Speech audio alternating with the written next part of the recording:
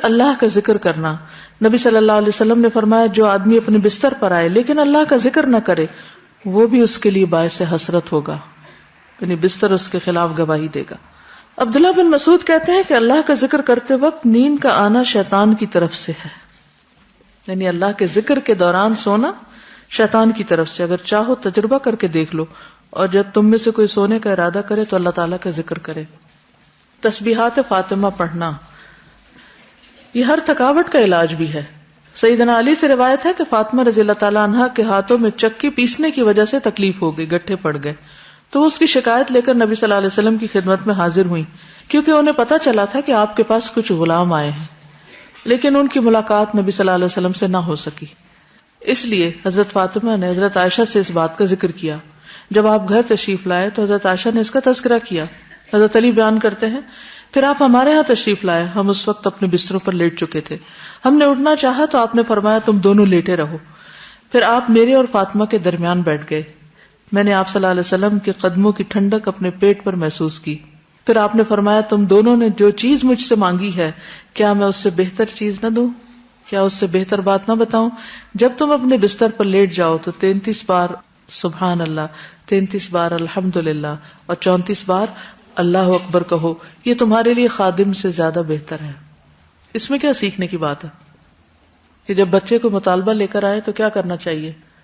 ان کی توجہ اس سے بہتر بات کی طرف کر دینی چاہیے. یعنی اگر آپ نے کچھ نہ دینا ہو تو ایک اچھی بات ہی بتا دیں. عموماً ہم کیا کرتے ہیں جب ہم بچوں کو کچھ دینا نہیں چاہتے تو پھر کیا کرتے ہیں؟ ڈانٹ ڈپٹ کو بھیج دیتے ہیں. تو بہتر ہے کہ کوئی اچھی بات بتا دیں ان کو. آیت الکرسی پڑھنا. آیت الکرسی شیطان سے محفوظ رکھنے والی آیت ہے. وہ مشہور روایت جس میں سیدنا ابی ابن کعب اپنے والد سے روایت کرتے ہیں کہ ان کے کھجوروں کے کھیت تھے، وہ اس میں کمی دیکھتے، یعنی ان کی چوری ہوتی تھی.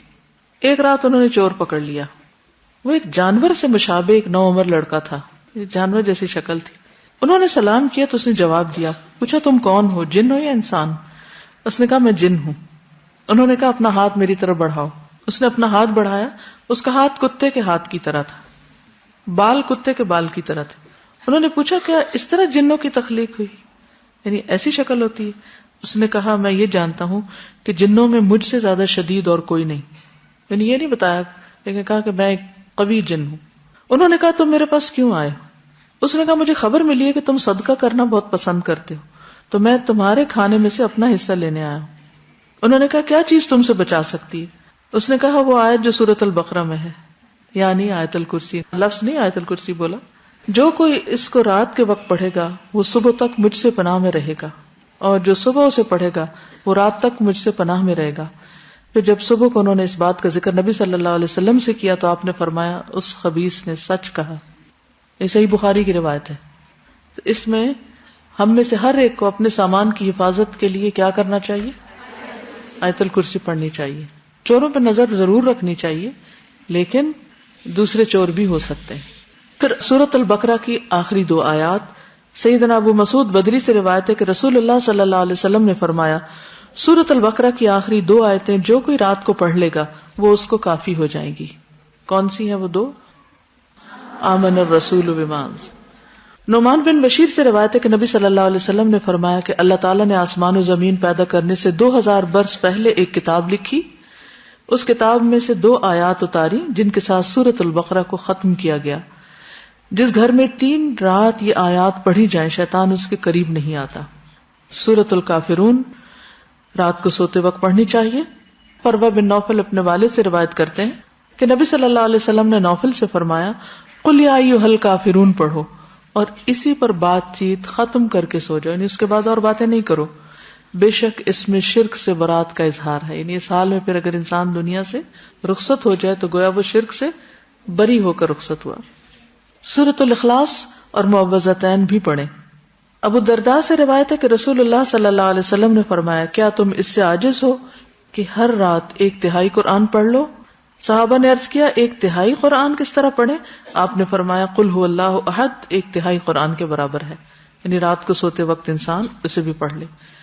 اور معوذتین جو ہے نبی صلی اللہ علیہ وسلم جب اپنے بستر پر آرام کے لیے آتے تو روزانہ رات کو اپنے دونوں ہاتھوں کو ملا کر ان پر سورۃ الاخلاص، الفلق اور الناس پڑھ کر دم کرتے یعنی پھونک مارتے، پھر اپنے دونوں ہاتھ اپنے پورے جسم پر پھیر لیتے تھے. ٹھیک ہے، یعنی ہاتھوں پر دم کرتے اور ہاتھ پھر پھیرتے تھے اور سر سے شروع کرتے. پہلے اپنے سر پر اور چہرے پر پھیرتے، اس کے بعد اپنے جسم پر جہاں تک آپ کا ہاتھ پہنچتا پھیر لیتے، اور یہ فعل آپ 3 مرتبہ کرتے تھے.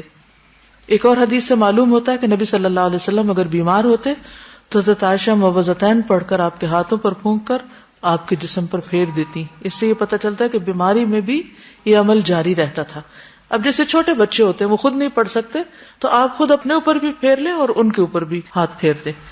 اب یہ کہ ہاتھوں پر دم کر کے وہ پھونک جب ماری جاتی تو لازماً اس میں کچھ اثرات آتے ہوں گے، اسی لیے پھر وہ جسم پر پھیرنے کے لیے کہا گیا. سورۃ الملک، رات کو سونے سے قبل سورۃ الملک پڑھیں. ابو ہریرہ رضی اللہ عنہ سے روایت ہے کہ رسول اللہ صلی اللہ علیہ وسلم نے فرمایا قرآن میں ایک سورت 30 آیتوں کی ہے، اس نے ایک شخص کی شفاعت کی یہاں تک کہ وہ بخش دیا گیا، اور وہ ہے تبارک الذی بیدہ الملک. ایک اور روایت کے مطابق یہ عذاب قبر سے رکاوٹ ہے. ابو ہریرہ کہتے ہیں بے شک اللہ کی کتاب میں ایک سورت ہے جو 30 آیات پر مشتمل ہے، وہ ایک شخص کی شفاعت کروائے گی، پھر اسے آگ سے نکلوا لے گی اور جنت میں داخل کروا دے گی، یعنی سورۃ الملک. سورۃ السجدہ بھی پڑھی جائے اگر آپ پڑھ سکے تو. جابر سے روایت ہے نبی صلی اللہ علیہ وسلم نہ سوتے جب تک کہ سورۃ الف لام میم تنزیل یعنی سورۃ السجدہ نہ پڑھ لیتے. ایک اور روایت میں بھی آتا ہے کہ آپ اس وقت تک نہیں سوتے تھے جب تک سورۃ السجدہ اور تبارک نہ پڑھ لیتے. حضرت عائشہ سے روایت ہے نبی صلی اللہ علیہ وسلم سوتے نہیں تھے جب تک کہ زمر اور بنی اسرائیل نہیں پڑھ لیتے تھے. ہم تو ساری زندگی بھر نہ کبھی ایک دفعہ یہ سب کچھ پڑھا ہو. ہم کیوں نہیں پڑھ سکتے؟ ہمیں کیا مشکل ہے؟ کیونکہ ہم بہت مصروف ہیں. ہماری اکثریت کی مصروفیت کیا ہے؟ ہمیں تو سونے کا ٹائم نہیں ملتا تو سوتے سوتے دیر کر دیتے ہیں، پھر اس وقت ہم صورتیں پڑھنے بیٹھ جائیں تو آدھی رات یوں گزر جائے گی.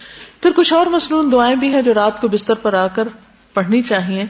ایک تو وہی اللہم قنی عذابک یوم تبعث عبادک، پھر اللہم بسمک اموت واحیا، اور پھر الحمدللہ الذی اطعمنا وسقانا وکفانا وآوانا فکم ممن لا کافی لہ ولا مؤوی. حضرت انس کہتے ہیں کہ حضور صلی اللہ علیہ وسلم بستر پر جا کر یہ دعا پڑھا کرتے تھے. ایک اور روایت میں زہیر النماری کہتے ہیں کہ آپ یہ پڑھتے تھے اللہم اغفر لی ذنبی واخسأ شیطانی وفک رہانی وثقل میزانی وجعلنی فی الندی الاعلی. اے اللہ میرے گناہ بخش دے، میرے شیطان کو دفع کر دے، میرے نفس کو آزاد کر دے یعنی آگ سے، میرے میزان کو بھاری کر دے، مجھے اعلی مجلس والوں میں شامل کر دے. عبداللہ بن عمر نے ایک شخص کو سوتے وقت یہ پڑھنے کو کہا اللہم خلقت نفسی وانت توفاها لک مماتها ومحیاها ان احییتها فاحفظها وان امتها فاغفر لها اللہم انی اسألک العافیہ. پھر ایک اور روایت ابو ہریرہ کہتے ہیں کہ نبی صلی اللہ علیہ وسلم نے فرمایا جو شخص اپنے بستر پہ جانے لگے تو اسے چاہیے کہ وہ اپنے کپڑے کے کنارے سے اسے 3 بار جھاڑ لے، پھر یہ دعا پڑھے بسمک ربی وضعت جنبی وبک ارفعہ ان امسکت نفسی فاغفر لها وان ارسلتها فاحفظها بما تحفظ به عبادك الصالحین. اے میرے رب تیرا نام لے کر میں اپنا پہلو رکھتا ہوں، تیرے نام ہی کے ساتھ اس کو اٹھاتا ہوں، اگر تو میری جان کو روک لے تو اسے بخش دینا، اور اگر واپس بھیج دے تو اس کی حفاظت فرمانا جس طرح تو اپنے نیک بندوں کی حفاظت فرماتا ہے. انس بن مالک کہتے کہ رسول اللہ صلی اللہ علیہ وسلم نے فرمایا جس نے اپنے بستر پر لیٹتے ہوئے یہ دعا پڑھی تو اس نے ساری مخلوق کی بیان کردہ اللہ کی تعریفیں کہہ ڈالی. اتنی خوبصورت دعا کہ گویا جتنی مخلوق ہے اللہ کے وہ جو جو اللہ کی تعریف کرتی ہے اس نے اس طرح کی تعریف کر ڈالی. کیا ہوگی وہ؟ الحمدللہ الذی کفانی وآوانی، الحمدللہ الذی اطعمنی وسقانی، الحمدللہ الذی من علی فافضل، اللہم انی اسألک بعزتک ان تنجینی من النار. تمام تعریف اللہ کے لیے ہے جس نے میری کفایت کی اور مجھے رہنے کو جگہ عطا کی. تمام تعریف اللہ کے لیے جس نے مجھے کھلایا اور پلایا. تمام تعریف اللہ کے لیے جس نے مجھ پر احسان کیا اور مہربانی کی. اے اللہ میں تجھ سے تیری عزت کے واسطے سے سوال کرتا ہوں کہ تو مجھے آگ سے نجات دے. ابن عمر سے روایت ہے رسول اللہ صلی اللہ علیہ وسلم جب بستر پر تشریف لاتے تو فرماتے الحمدللہ الذی کفانی وآوانی واطعمنی وسقانی والذی من علی فافضل والذی اعطانی فاجزل الحمدللہ علی کل حال اللہم رب کل شیء وملیکہ وإلہ کل شیء اعوذ بک من النار. تمام تعریف اللہ کے لیے ہے جس نے میری کفایت کی اور مجھے رہنے کو جگہ عطا کی، مجھے کھلایا اور پلایا، اور وہ ذات جس نے مجھ پہ بہت احسان کیا اور بہت زیادہ کیا، جس نے مجھے دیا اور بہت خوب دیا. ہر حال میں اللہ کی تعریف. اے اللہ، اے ہر چیز کے پالنے والے اور اس کے مالک، اے ہر چیز کے معبود، میں آگ سے تیری پناہ چاہتا ہوں. اس قدر خوبصورت دعا ہے. ابو ہریرہ سے مروی ہے کہ ایک مرتبہ ابو بکر نے عرض کیا، اے اللہ کے رسول صلی اللہ علیہ وسلم، مجھے ایسی دعا سکھا دیجئے جو میں صبح شام بستر پر لیٹتے وقت پڑھ لیا کروں. تو آپ نے یہ دعا سکھائی، اللہم عالم الغیب والشہادۃ فاطر السماوات والارض رب کل شیء وملیکہ اشہد ان لا الہ الا انت اعوذ بک من شر نفسی ومن شر الشیطان وشرکہ. پھر نبی صلی اللہ علیہ وسلم نے فرمایا، جو شخص اپنے بستر پر جا کر یہ دعا پڑھے اس کے سارے گناہ معاف کر دیے جائیں گے، خاص سمندر کی جھاگ برابر ہوں. لا الہ الا اللہ وحدہ لا شریک لہ، لہ الملک ولہ الحمد وہو علی کل شیء قدیر، لا حول ولا قوۃ الا باللہ، سبحان اللہ والحمد للہ ولا الہ الا اللہ واللہ اکبر. براء بن عازب کہتے ہیں، نبی صلی اللہ علیہ وسلم نے ایک صحابی کو وصیت کی اور فرمایا، جب تم بستر پہ جانے لگو تو یہ پڑھا کرو، اللہم اسلمت نفسی الیک وفوضت امری الیک ووجہت وجہی الیک والجأت ظہری الیک رغبتا ورہبتا الیک لا ملجا ولا منجا منک الا الیک آمنت بکتابک الذی انزلت ونبیک الذی ارسلت.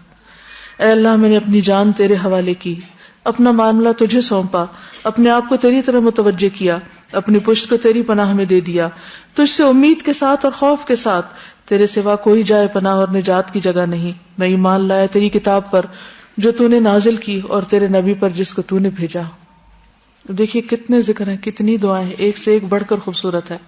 سیدنا سہیل سے روایت ہے، جب ہم میں سے کوئی سونے لگتا تو ابو صالح کہتے دائیں کروٹ پہ سو جاؤ اور یہ دعا پڑھو، اللہم رب السماوات ورب الارض ورب العرش العظیم ربنا ورب کل شیء فالق الحب والنوا ومنزل التوراة والانجیل والفرقان اعوذ بک من شر کل شیء انت آخذ بناصیتہ اللہم انت الاول فلیس قبلک شیء وانت الآخر فلیس بعدک شیء وانت الظاہر فلیس فوقک شیء وانت الباطن فلیس دونک شیء اقض عنا الدین واغننا من الفقر.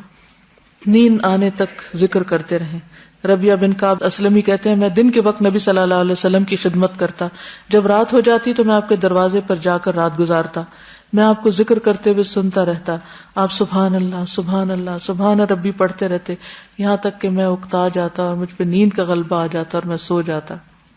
رات کو پہلو بدلتے وقت لا الہ الا اللہ الواحد القہار رب السماوات والارض وما بینہما العزیز الغفار.